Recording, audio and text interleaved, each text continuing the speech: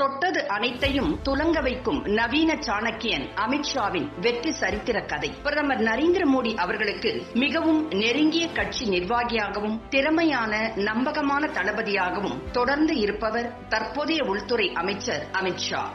முதலாக 2014ஆம் ஆண்டு நரேந்திர மோடி அவர்கள் பிரதமர் ஆனதும் தான் வகித்து வந்த அகில இந்திய பாஜக தலைவர் பதவிக்கு அமித்ஷாவை சிபார்சு செய்தார் பிரதமர் மோடி.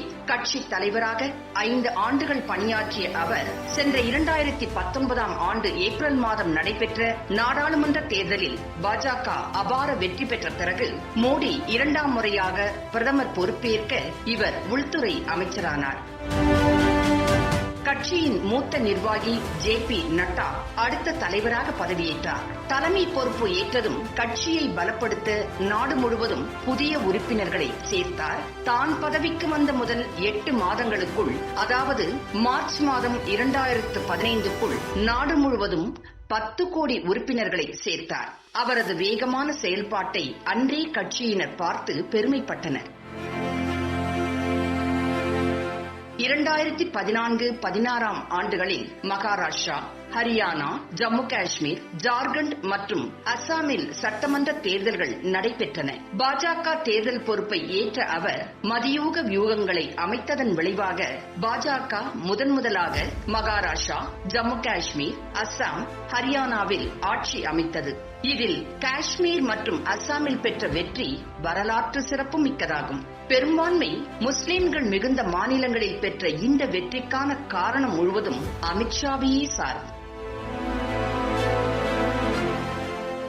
2017ஆம் ஆண்டு உத்தரப்பிரதேசம் மற்றும் உத்தரகண்ட் மாநிலங்களில் நடைபெற்ற சட்டமன்ற தேர்தலிலும் அமித்ஷா பிரச்சாரத்திற்கு தலைமை தாங்கி வெற்றிக்கான வழிகாட்டினார். இதுவும் பாஜகவிற்கு மகத்தான வெற்றியை கொடுத்தது. உத்தரப்பிரதேசத்தில் 403இல் 325 இடங்கள் கைப்பற்றி பாஜக மிகப்பெரிய சாதனை புரிந்தது. 2014-2019 மக்களவை தேர்தலிலும் பாஜக 80% இடங்களை பிடித்து மாபெரும் சாதனை புரிந்தது. கட்சியின் செல்வாக்கு பற்றி அடையாளமே தெரியாத இடமாக இருந்த மணிப்பூர் மாநிலத்தில் கூட பாஜக 27 சட்டசபை இடங்களில் வெற்றி பெற்று கூட்டணி அரசை ஏற்படுத்தியது. இதுவும் அமித்ஷா அவர்களின் தலைமையிலான பிரச்சாரம் மற்றும் திட்டமிடலுக்கு கிடைத்த வெற்றியாக பார்க்கப்படுகின்றது. அதேபோல 2017ஆம் ஆண்டு குஜராத் சட்டமன்ற தேர்தலிலும் அமித்ஷாவின் தலைமையில் 6வது முறையாக பாஜக தொடர் வெற்றியை பெற்றது. அதே 2017ஆம் ஆண்டு பொது தேர்தலிலும் இமாச்சல பிரதேச சட்டமன்ற தேர்தலின் போது தனது தலைமையில் காங்கிரஸை தோற்கடித்தார். 2018இல் இடதுசாரிகள் 30 ஆண்டுகளாக ஆட்சி புரிந்து வந்த வடகிழக்கு மாநிலமான திரிபுராவில் 2 ஆண்டுகளில் கட்சியை வேரூன்ற வைத்து 3/2 பங்கு பெரும்பான்மையுடன் பாஜக முதன்முறையாக வென்றது. கம்யூனிஸ்டுகளின் இரும்பு கோட்டையாக திகழ்ந்த திரிபுராவை பாஜக வென்றது. இன்றளவும் அமித்ஷாவின் திறமையை பேசுவது உள்ளது. நாகாலாந்து மற்றும் மேகாலயாவிலும் தேர்தலை சந்தித்து ஓரளவு இடங்களை கைப்பற்றிய பாஜக 2 மாநிலங்களிலும் முதலாக கூட்டணி ஆட்சி அமைத்து கிழக்கிந்திய மாநிலங்களின் பெரும் பகுதியை தனது ஆதிக்கத்தின் கீழ் கொண்டு வந்தது. இந்த தேர்தல் பணிக்கு தலைமை வகித்தவர் அமித்ஷா தான். அவரின் அறைகூவல் மேற்கு வங்கத்தையும் விட்டு வைக்கவில்லை. அங்கு காங்கிரசையும் கம்யூனிஸ்டுகளையும் ஓரம் கட்டிவிட்டு ஆளும் கட்சிக்கு மாற்று சக்தியாக உருவெடுத்துள்ளது பாஜக. சென்ற நாடாளுமன்ற தேர்தலில் முதலாக 17 இடங்களை கைப்பற்றி காட்டியது. வரும் சட்டசபை தேர்தலில் மம்தா ஆட்சியை தோற்கடித்து ஆட்சியை பிடிக்கும் நிலையில் இன்று பாஜக உள்ளது என்பது குறிப்பிடத்தக்கது. ரூபாய் நோட்டு மதிப்பிழப்பு, GST இவற்றால் பொருளாதார மந்தம் என கூறி எதிர்க்கட்சிகளும் அவர்களுடன் கைகோர்த்து ஊடகங்களும் சிறுபான்மையினரும் பிரதமர் நரேந்திர மோடி அரசு குறித்து பொய் பிரச்சாரத்தில் ஈடுபட்டனர். அந்த பிரச்சாரங்களை தவிடு பொடியாக்கி 2019ஆம் ஆண்டு இந்திய பொது தேர்தலில் பாஜகவை மீண்டும் வெற்றியை நோக்கி அழைத்துச் சென்றார். 543 மக்களவை தொகுதிகளில் 312 இடங்களை பெற்றுத் தந்து பாஜகவின் வெற்றிக்கு சூத்திரதாரியாக அமித்ஷா பார்க்கப்பட்டார்.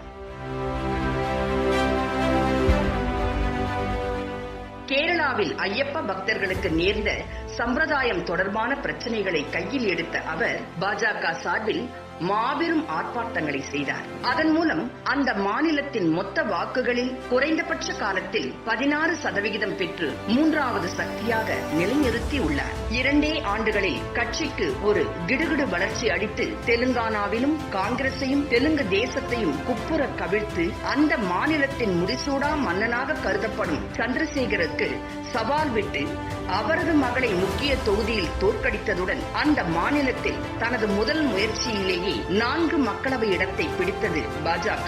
இதற்கும் பாதையை அமைத்தவர் அமித்ஷா தான். அதிக முஸ்லிம் மக்கள் தொகையை கொண்ட ஹைதராபாத் மக்களவை தொகுதியில் தொடர்ந்து 4வது முறையாக வெற்றியை தக்கவைக்கும் அசாசுதீன் ஒவைசியின் வெற்றியை பாஜக அலைக்கழித்தது என்பது குறிப்பிடத்தக்கது. அமித்ஷாவின் சாணக்கியத்தனத்தால் அங்கு இனி ஒவைசியின் வெற்றி கடினம் என்பதை பாஜக நிரூபித்துள்ளது. இதற்கு காரணம் அங்குள்ள இந்துக்களை ஓரணியில் திரளச் செய்த அமித்ஷாவின் சூத்திரம்தான். 18 ரோட் ஷோக்கள், 161 பொதுக்கூட்டங்கள் மற்றும் 1500க்கும் மேற்பட்ட பாஜக தொண்டர்கள் கூட்டங்களை மக்களவை தேர்தல் வெற்றிக்காக நடத்தி காட்டினார். இவை எல்லாவற்றுக்கும் காரணம் கட்சி நிர்வாகத்தை தனது தலைமை காலங்களில் இவர் நவீனப்படுத்தியதுதான். தொண்டர்களுக்கும் தலைமைக்கும் இடையே உள்ள நெருக்கத்தை அதிகப்படுத்தினார். சமூக ஊடக பிரச்சாரங்களை மிகவும் எளிமைப்படுத்தி தேர்தல் காலங்களில் தொண்டர்களையும் கட்சி தலைமையையும் பொதுமக்களையும் ஆதரவாளர்களையும் ஒருங்கிணைக்கும் நவீன தொழில்நுட்பத்தை இவர் உருவாக்கினார். பாஜக முன்னெடுத்த முத்தலாக் திட்டம், பாலக்கோடு தாக்குதல் இவற்றின் பின்னாலும் இவர் அரிய ஆலோசகராக இருந்துள்ளார். அவர் உள்துறை அமைச்சரான பிறகும் ஜம்மு காஷ்மீர் சிறப்பு அந்தஸ்து நீக்கம், அயோத்தி பிரச்சனைக்கு நிரந்தர தீர்வு, குடியுரிமை திருத்த சட்டம் இவற்றை நிறைவேற்ற இவர் பிரதமர் மோடியின் பின்னால் ஒரு துணையாக இருந்ததை எந்த சாதாரண கட்சி தொண்டனாலும் எளிதில் மறந்துவிட முடியாது. அவர் தொண்டர்களால் மட்டும் அல்ல, பொதுமக்களாலும் எதிர்க்கட்சிகளாலும் கூட நவீன கால சாணக்கியா என்று அழைக்கப்படுகிறார். பாஜகவின் முன்னோடிகள், இந்து அமைப்புகளின் முன்னோடிகள் கண்ட கனவான வலிமையான இந்தியாவை அரசியல் ரீதியாக செய்து காட்டி வரலாற்றில் இடம்பெறுகிறார் அமித்ஷா. இன்று அவர் வலிமை மிகுந்த உள்துறை அமைச்சர். கட்சியின் தலைமை பொறுப்பு கட்சி விதிகள்படி அவரிடமிருந்து மாற்றப்பட்டாலும் கட்சி வெற்றிக்காக அவர் அளித்த சூத்திரங்கள் நிலையானவை. இடத்திற்கு ஏற்ப மாறுபட்ட சூத்திரங்களை கையாண்டு மலைக்க வைக்கும் வெற்றியை குவிக்கும் அவர் கண்ணில் இப்போது பட்டுள்ளது தமிழகம். அவருடைய விழியின் ஒளியில் கடந்த 50 ஆண்டுகளுக்கும் மேலாக இங்கு சூழ்ந்திருக்கும் இருள் விலகப் போவது நிச்சயம் என்று தொண்டர்கள் நம்பிக்கையுடன் காத்துள்ளனர்.